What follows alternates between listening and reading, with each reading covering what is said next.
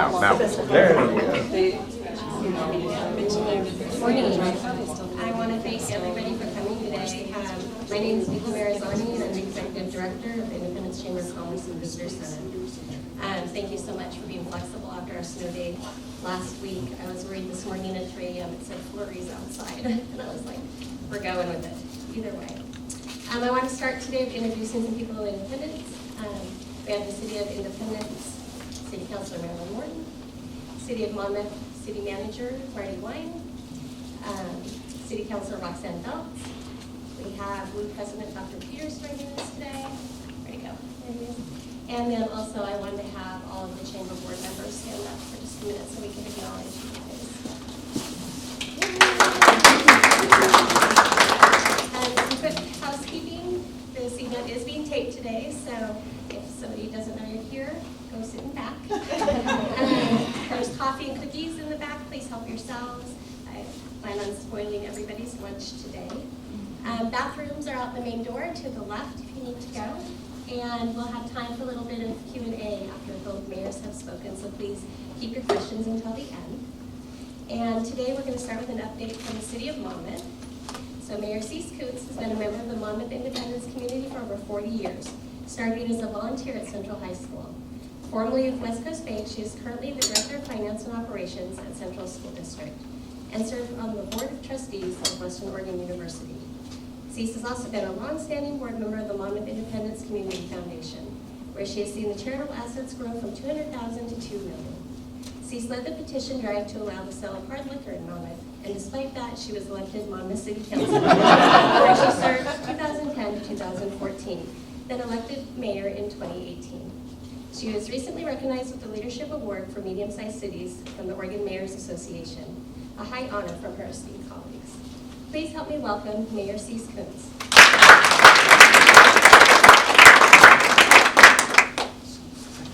I would like to thank Nikki and the Monmouth-Independence Chamber of Commerce for this opportunity to share all of the exciting changes that have transformed our city over the last year. As Nikki mentioned, I do wear a lot of hats, and today one of them is as a trustee of Western Oregon University. Today is WU Giving Day, a chance to support the students and programs at WU. So, please consider any donation you feel comfortable with making. And if you mention that I told you, there might be a little friendly wager I'm involved in, and I'd super appreciate that. Before I start, I would like to acknowledge that this land we stand on is located within the traditional homelands of the Luckiniut Band of the Kalapuya. Following the Willamette Treaty of 1855, Kalapuya people were forcibly removed to reservations in Western Oregon. Today, living descendants of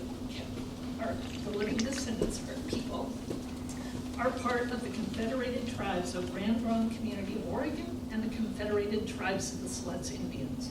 We honor them and this place. And now, let's get rolling. A long-time dream of local transportation is becoming a reality. This year, the first My Trolley, the name selected in social media polls, rolled into town. The hybrid electric vehicle was joined by 2 others, and they are being prepped to start regular routes really soon. Really soon. Many thanks to our State Representative Paul Evans, our State Senator Deb Patterson, seen here with Western Oregon University President Jesse Peters, for securing funding for this pilot program. For now, rides will be fare-free, and they will run 7 days a week from 7 a.m. to 9 p.m. Cruising into town from Riddle Road, with my sincere apologies to those who live along there for the road conditions and construction, work launched on an 80-unit apartment complex.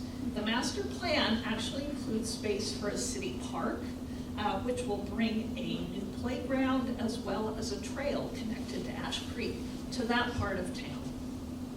Monmouth Avenue is looking good after Western Oregon University finished the repairs to the steam pipeline buried underneath it. But more be additional street closures and construction as they do more permanent repairs coming up. But with those fences down, we were once again able to run our traditional parades along the route. The 4th of July this year was really great. We marked a first. The Pooper Scooper crew, women outnumbered the men. And I appreciate my city manager, Marty Wine, and Kenna West for joining me and Mayor McArdle in our annual duty. Thanks also to those who participated in the parade and created fun and patriotic displays to celebrate our freedoms. The holiday parade, put on each year by students in Western, featured the debut of, yes, the trolley, all decked out for the occasion. The traditions abounded, including hot chocolate, choirs, and the tree lighting, of course.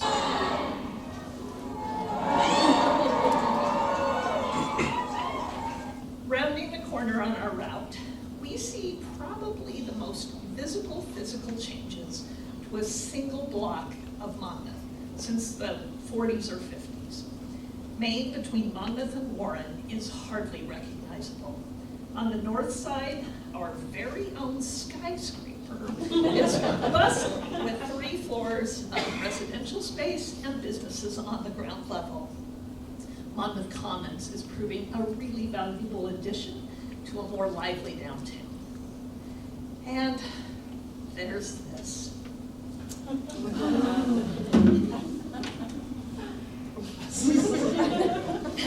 In August of 2022, we said goodbye to the not all that beloved City Hall and the architecturally equally insignificant Volunteer Hall.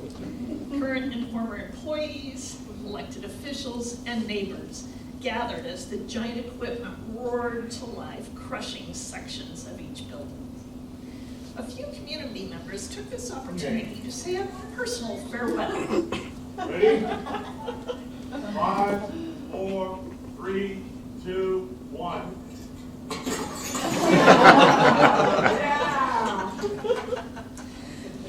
The new building is taking longer than anticipated, and there have been changes to stay close to budget. As we all know, supply chain issues and inflation have taken their toll. But what a beauty she will be. And a marvel of engineering as our mass timber walls are going up. City Manager Marty Wine leads a team that we trust to work through these challenges. Our architects, FFA, and our general contractor, Swinnerton, today represented by Jessica Howell and Ryan DeLitt, are with us today. And we have hired a firm, OTAC, who serves as our project manager and owner's rep, and Doug Garland is our representative from OTAC. We also have a group of key communicators. Those are community members who are serving as a sounding board for the project. As changes are considered, we appreciate their really deep engagement. Seen in the rubble of the mural was a mural, and that was a mural that showed Monmouth, Wales, Monmouth, New Jersey, and our own Monmouth. Despite much effort, there was no way to preserve it. The beautiful work by the late Kev Kohler, but it will be honored in our new City Hall. Speaking of relics, downtown Monmouth hosted its second History and Mystery event in October. Hosts were stationed at various spots to tell interesting tales about historic places and happenings. One theme was evident: a lot of buildings burned down in 1 year. And there was another peek at history this year, when people were able to tour spaces at Western Oregon University that were once designated as fallout shelters during the Cold War, and they're still stocked. This year's Halloween Spooktacular expanded from just a few businesses being open to a street fair. So many great costumes, family themes, fun activities, as well as a decorating contest for local businesses. Making Spirits Bright brought crafts, shopping, and the first Merry Market pop-up in local businesses, including a fun millinery display. We can't forget the Polk County Fire Chili Cook-Off, a personal favorite of mine. And there was once again public voting on the Make Monmouth Bright lighting contest for both businesses and residences. Can you tell how much I love getting out old words? Yeah. At our next trolley stop, they're back. Travel, activities, classes, card games, and more resumed at the Monmouth Senior and Community Center. Yes, we saw the return of the Friends of Monmouth Senior Center's two big fundraisers, Soup and Pie, which is coming up again March 23rd at the center, so you won't want to miss that.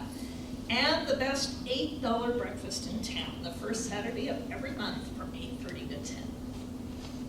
One special event this year was a presentation on the 60th anniversary, if you can believe it, of the Columbus Day Storm. Besides the guest speaker, those in attendance shared their own stories, just as I'm sure many of us in this room have vivid memories of that event, which was also known as Typhoon Frida. It's only fitting, since we are home to the most iconic photo of that day, the loss of Campbell Hall's tower at the then OC. Speaking of iconic, Main Street Park was kept busy as usual with events like Music in the Park, sponsored by our own very active Monmouth Business Association.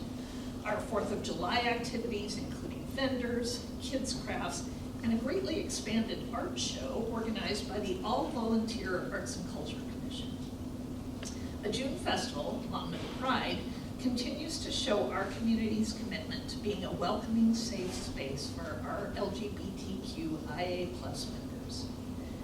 There were also celebrations of Black History Month with presentations in conjunction with WU, banners, and window displays created by local elementary school students who wrote about Black pioneers and authors. In September, we celebrated Hispanic Heritage Month.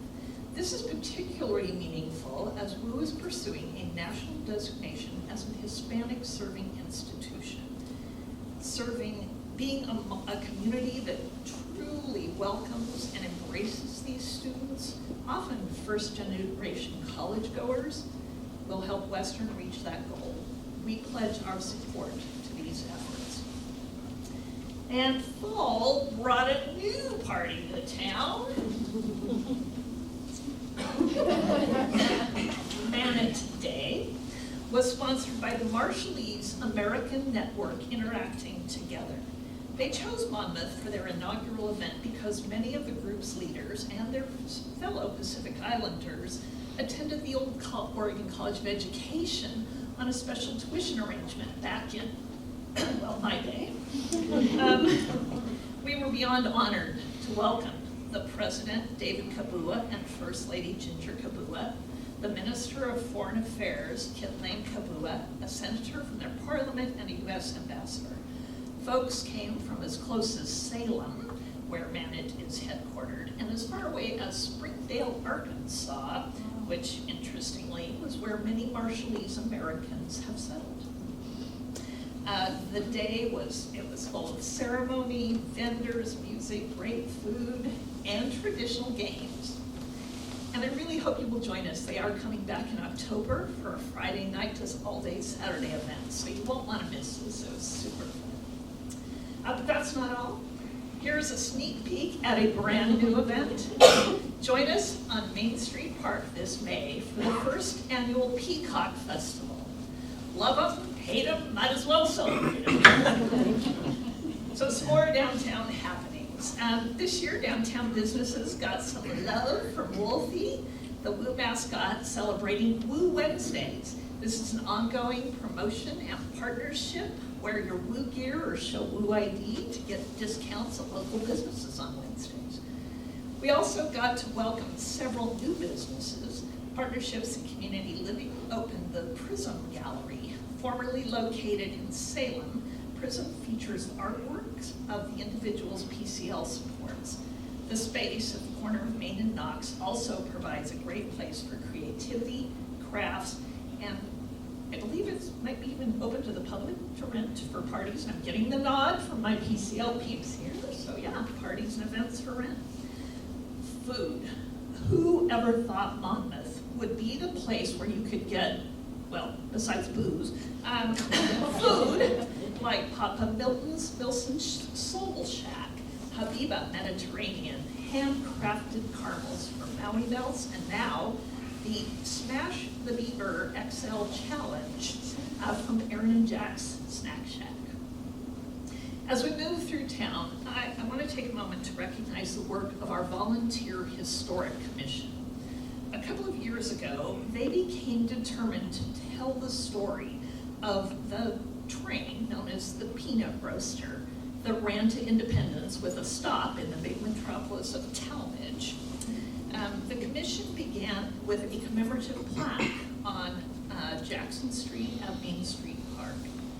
This year, they commissioned artist Eileen Hinkle to paint a mural showing the train's route. PCL offered their office building for the site, and Hinkle began work. What you see is not only a tribute to the history of transportation between our communities, it honors the transportation system of those whose land we live on, the natives of the Kalapuya tribe, and also the Chinese and Mexican peoples who immigrated here to build it. So they say, if you fail to plan, plan to fail. Well, there's not much of a chance of that in Monmouth. This year we completed several important plans and studies, and we're working on others. Susan Duffner, full-time job, planning planner. The downtown improvement plan included input from surveys, virtual engagement sessions, walkabouts with residents, visits with businesses, and more. The published plan will guide us in downtown development for the next 20 years and contains the following key elements: character and aesthetics, quality of life events and activities, mobility, business development, and tourism and visitor experience. We also completed a comprehensive Highway 99 bike ped study. It's not a surprise that the safe crossing of Highway 99 is a huge concern for all of us, especially those on bicycles, wheelchairs, on foot, scooters, skateboards. And since both Main Street, which is Highway 51, and Pacific Avenue, which is Highway 99, are state highways, we had to work closely with the Oregon Department of Transportation to proactively ensure the resulting plan would meet with their approval. Having such a plan makes it easier to find funding to get those projects implemented, and we look forward to summer construction on the Madrona crossing at Dairy Queen. Improvements include relocating the crosswalk to the south leg of the intersection and tying it into sidewalks, better night lighting, a pedestrian refuge island halfway through, and yes, a rapid flashing beacon to alert motorists that someone is waiting to cross. Yes, applause is fine. Take the applause. And I want you to all look for similar improvements further to the north. That related plan at the Church Street crossing is coming about as part of a Safe Routes to School grant for Monmouth Elementary. So, phew. Our police department has been seen out and about a lot more around town in a good way. Starbucks hosted Coffee with a Cob.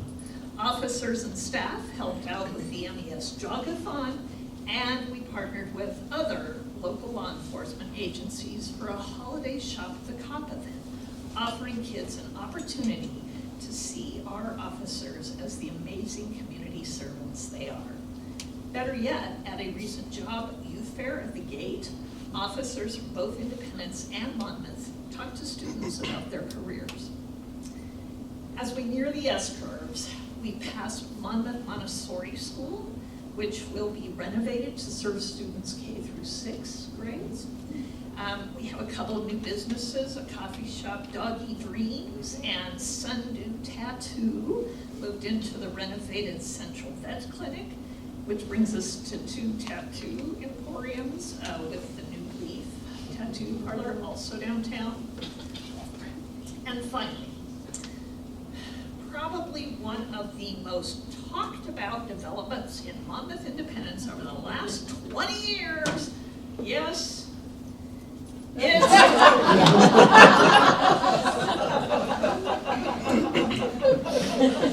developer White Oak Construction is still on the scene. And coming next, a 2-story office building for Polk County's Family and Community Outreach Department. This facility will be a permanent home to provide services that were previously only available in Dallas. Plans are also ready for a Walgreens pharmacy drive-through, so more to come on Ash Creek Station. But I also want you to keep your eyes on the north part of the S-curves, the north side, the area known as Monmouth Recreation Park. What started with vision, determination, grit, thousands of collections of cans and bottles, state funding put us over the top to create the Monmouth-Independence Dreamland Skate Park, which breaks ground next week. Dreamland is a world-renowned builder of skate parks, and they're coming here straight from a build in Israel. So we look forward to that. And to hear more about the skate park, listen to the Monmouth Monthly, a new podcast from our communications coordinator, Sabre Jewell. Due to a huge Oregon Parks and Rec grant, more improvements will come, including walking trails, year-round restrooms, and you asked for it, you got it, our community's first pickleball. That brings me to our eastern border and boundary. It might be a physical marker, but we continue to blur the lines as we partner with our sister city Independence, our Polk County Fire District, the Central School District, and Western Oregon University to make good things happen for the residents, the workers, the youth, and visitors to Monmouth and Independence. I am proud of all we have accomplished, and I really look forward to all the great things this year. So now, I'm going to step off the train and invite my colleague and good friend, Mayor John McArdle, to take it from here.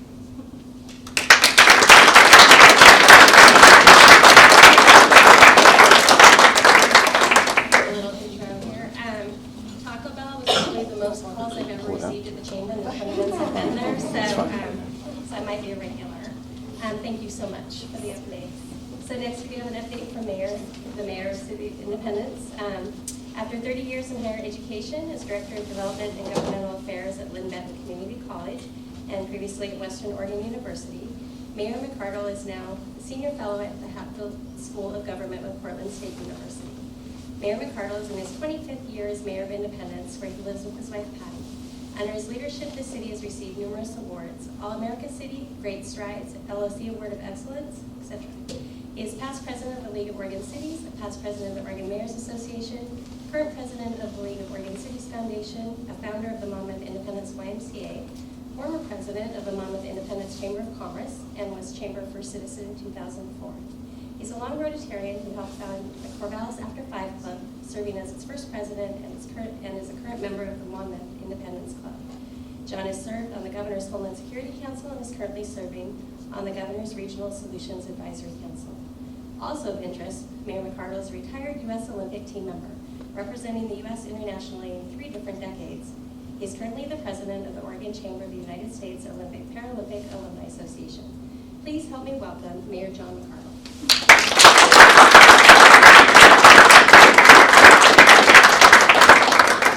Good morning. It's wonderful to be here. I want to thank the Chamber for hosting this. I want to thank all of you folks for being here. I want to thank the City of Independence staff, Sean, Emmanuel, Kenna, and everybody else who helped put this presentation together. And it's truly wonderful to be able to share the stage with my good friend, colleague, and #1 partner, Cease Koontz from Monmouth. Let's give her another round of applause. Rather than having me talk, let's watch. Press the button. Hi, I'm John McArdle, and I'm honored to be the mayor of Independence. Last year, we saw a return to normalcy. Well, maybe not all the way back to the good times, but we found our footing, and we're back moving forward again. For nearly 3 decades, Independence is working towards a vision of vitality, energy, and a strong sense of community. Over 2,000 people helped create our most recent Vision 2040 plan, and it highlights many of the critical issues that we're working on today. Each year I use the State of the City speech to talk about what's happened in the last year and where our community is going.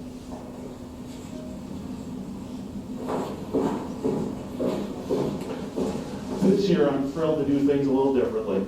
The Vision 2040 plan prioritizes the need for creating new and different kinds of transportation within the cities of Independence and Monmouth.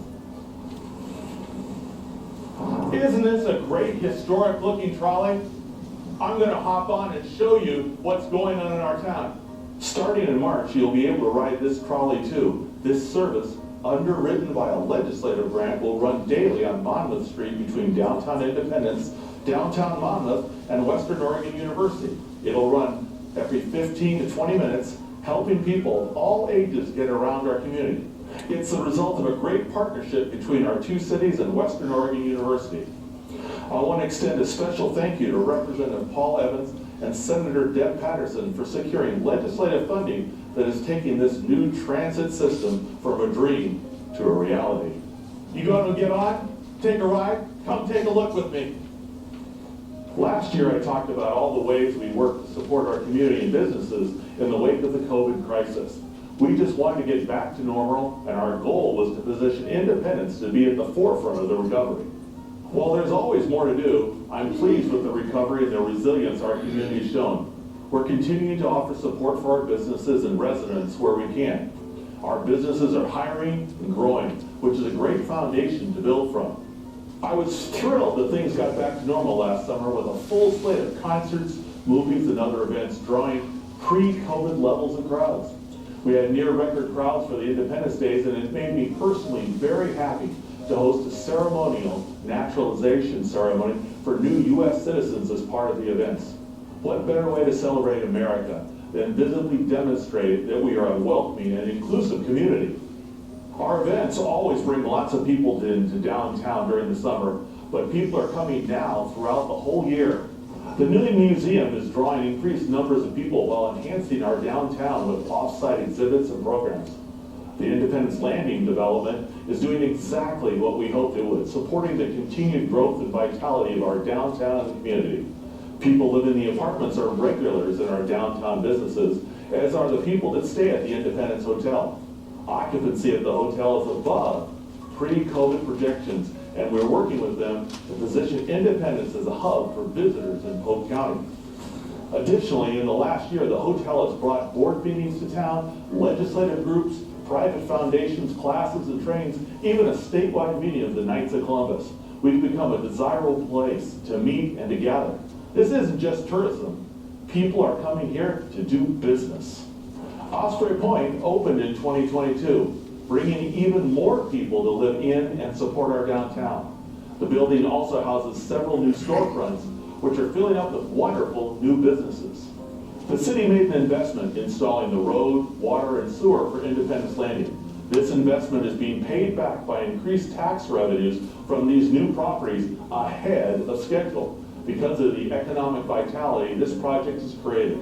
In the years to come, these increasing revenues will continue and support the city services after the initial investments have been paid off.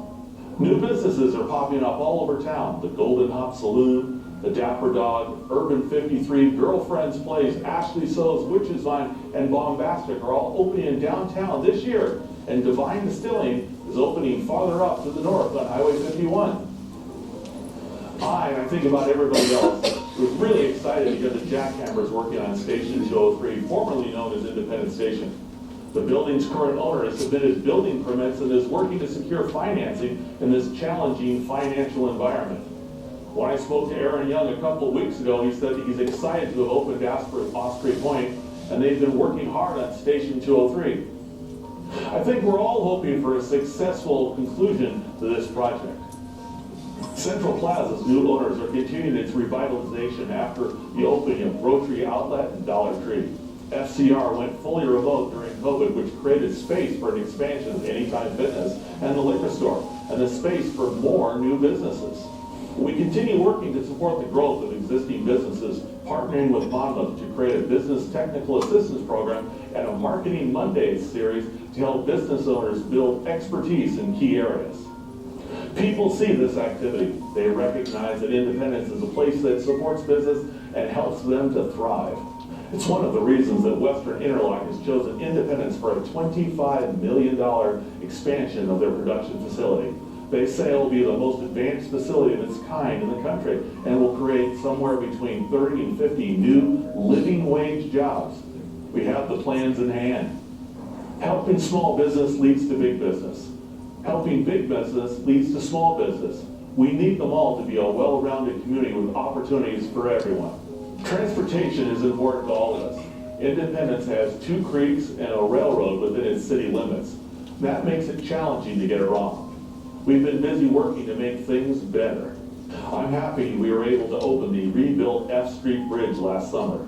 The old bridge was weight limited, meaning this important east-west crossing was not available to buses, fire trucks, and other heavy vehicles. The new bridge opens this route to all vehicles, including pedestrian improvements. The parking area at Mountain Fir Park is set to be improved, and the bridge is built to modern earthquake standards. Best of all, a grant from ODOT paid for 90% of the cost. Last year I talked about how bad the potholes were on Monmouth Street and that we were pushing ODOT on that issue. They have a very rigid schedule for repair and maintenance on smaller highways like ours, but I'm grateful that after visiting and personally taking them to see our situation, they recognize the severity of the problem and patch the entire length of Highway 51 through Independence. Drop off and pick up around Independence Elementary School has been a traffic problem for a long time. After discussions with the school, we adjusted the signage in the area, which has made it less chaotic and safer for our kids. While I'm happy with the improvements that have been made, I know that we need to do more to ensure our transportation system works efficiently for everyone. We're working hard to secure funding from the state to build a new bridge over the South Fork of Ash Creek, which will ease traffic on 7th Street, Monmouth Street, and elsewhere.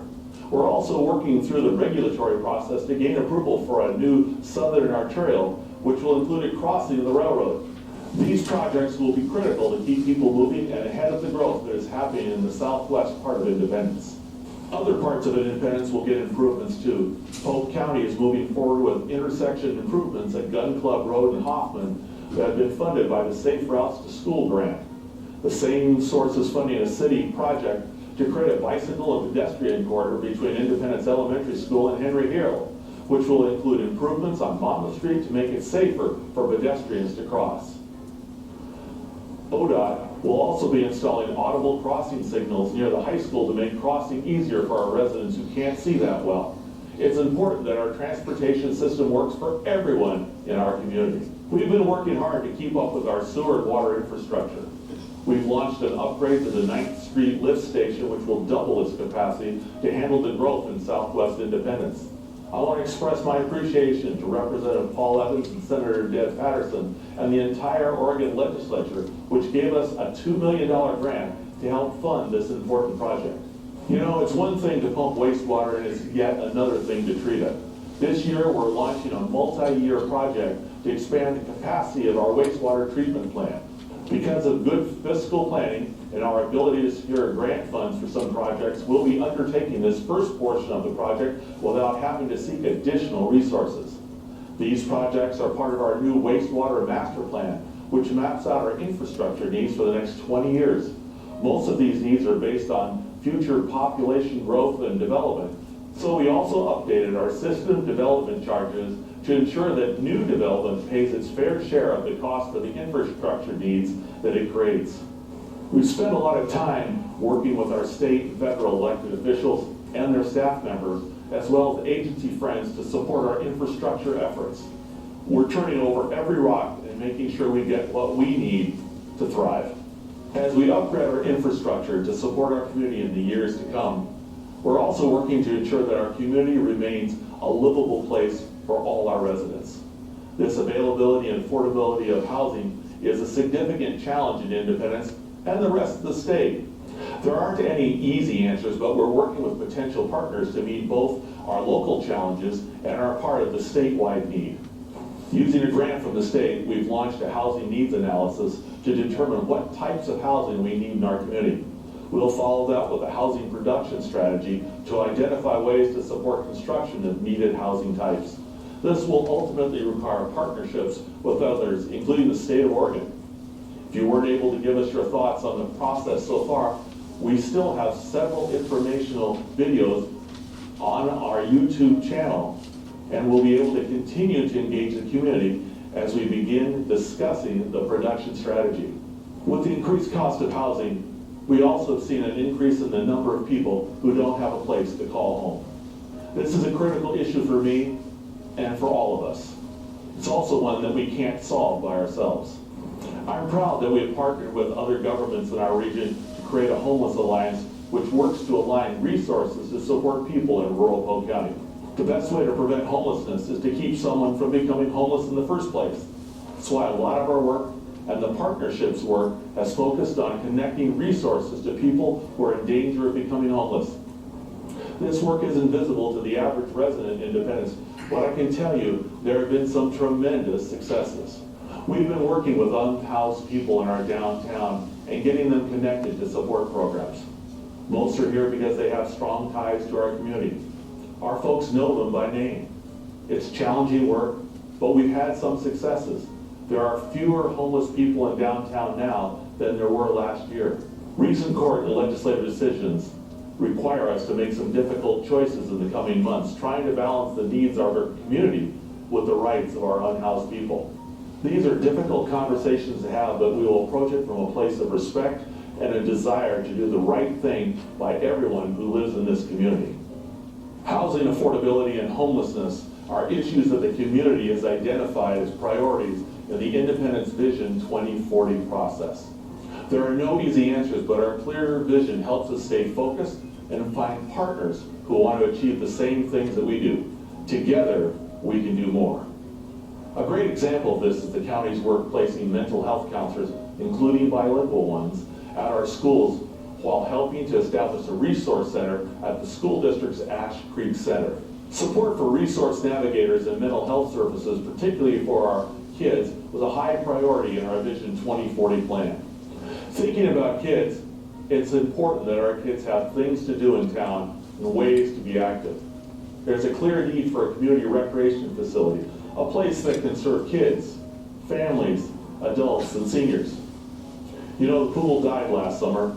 It was older than I am. We've been nursing it along for years, and it's now cost prohibitive to repair.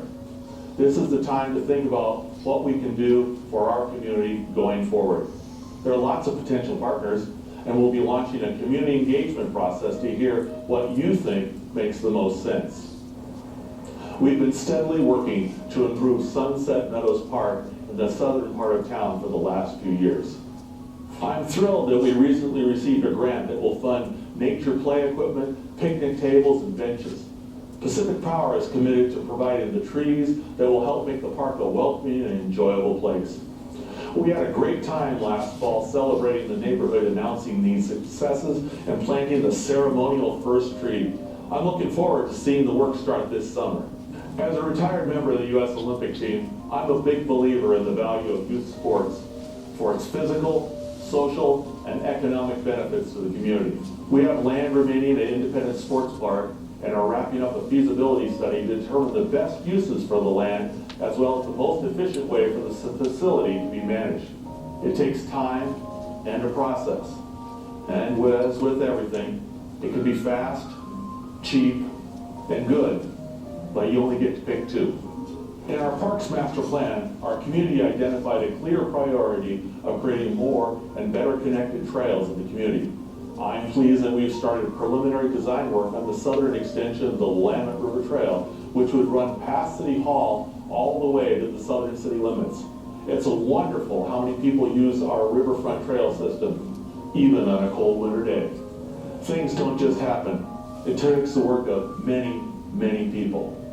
A quote that I've had on my wall for many years says, "The greatest thing to do in life is something that will outlast it." I want to thank the volunteers on boards, commissions, in the library, the museum, Inspiration Garden, events, and so many other places, as well as our city council. These people don't get enough credit and thank yous for the work they do. All are unpaid volunteers. Without all these volunteers, our community wouldn't be the place it is today and will be for our children and grandchildren. Your city staff at all levels does so many tasks to keep our community safe and moving forward. At every level, it's not just a job, there's a passion and a pride to work and make a difference in a city that is an acknowledged leader. Our staff have a collaborative mentality, a willingness to try new things, to put the work in, to find a better way of doing things and moving forward. Their expertise and quality has earned Independence many accolades, and I'm particularly proud that our finance team helped us receive a Certificate of Achievement for Excellence in Financial Reporting from the Government Finance Officers Association for the 7th year in a row. Our community vision includes good financial responsibility, and we are clearly meeting that expectation. Relationships make a difference at home, at work, and in our city. I want to take a moment and say how pleased I am with how closely and effectively we've been working with other local governments in our region over the years. You've heard me mention the word collaboration and partner a lot today, and it only works if you have good partners to work with. Monmouth has been a great city to work with on a number of projects, and our staff have built really good working relationships with Polk County. We also work closely with the Central School District, the Polk One Fire District, Western Oregon University, as well as our local legislators. Last year's award from the Council of Governments for the All Hands Leadership Group was a wonderful recognition of the value we all get from collaborating and what we can create together. In Independence, we have a lot of things going on, but that's what happens when you're in a thriving, vibrant community. We're going to have some important decisions to make in the next year, including where to invest our time and resources. It's not always easy, but with a common vision to guide us, we keep moving in the right direction. The results can be seen all around us. As we tell others, persistence, vision, effort make all sorts of great things happen. We will continue to move forward as a community, as a city, as a people. And I continue to believe that our best days are yet to come.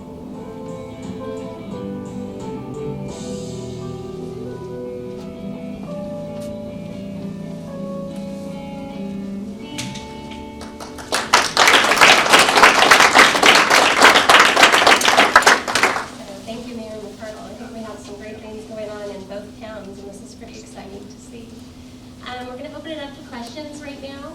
So if anybody has any questions for either of the mayors, please raise a hand, and they'll give you their best response today. Can we do it now, Sis? Can we do it?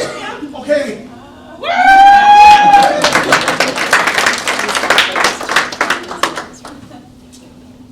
You're all waiting for the cookies. Please take cookies. Oh, we're supposed to do the picture Y'all get thing. together, please. All right. Nice. Work it, 1, 2, 3, go. Okay. No questions? Okay. Well, just a last couple notes. I failed to thank Sabre and Emmanuel for your help today, and the City of Independence for letting us host this. It's nice to see everybody's face back. Success, for sure. And then also, lastly, nothing to do with, the mayors, but watch the calendar on the Chamber's website for the upcoming things, especially the launch with the trolley and the skate park and all these great things we have going in both towns. Have a great rest of your week.